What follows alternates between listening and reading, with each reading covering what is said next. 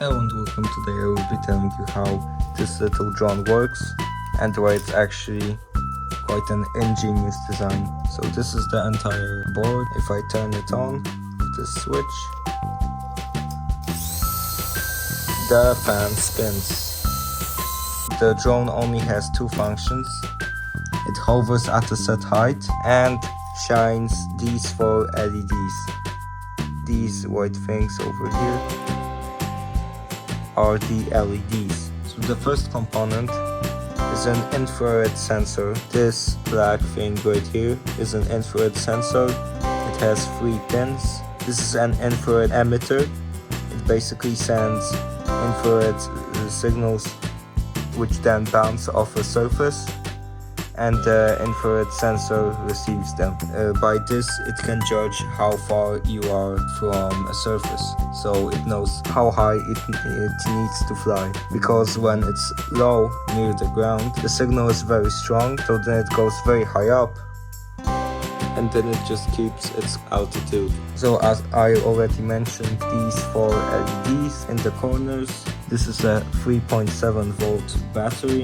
It has a micro USB port which is 5 volts. Then there is a component, this black one right here near the LED and the power switch. It is labeled 8LTH7 and it converts the 5 volt power from the micro USB port into 3.7 volts so that the battery can charge safely. The other small black component over here is also called a MOSFET. It's labeled 2300. It's related to the motor. It controls how much power goes to the motor. The more power goes to it, the harder it spins. And this is the motor, by the way, with these 2 cables. It's a very small one. This is an 8-pin device that you would think is a chip, but it's actually not. It just amplifies the amperes in the current that goes from the infrared sensor to the motor. And this is where the genius design comes in. When the infrared receiver receives a strong signal, because the emitter emits rays and these get bounced off really quickly from a surface, it sends quite a strong signal, which is then amplified by this 8-pin chip over here, and that is then sent through the MOSFET into the motor, which spins really quickly. It has a lot of power, so it goes up. And now the infrared sensor doesn't get such a strong signal, so the signal is weaker. It still gets amplified by this thing.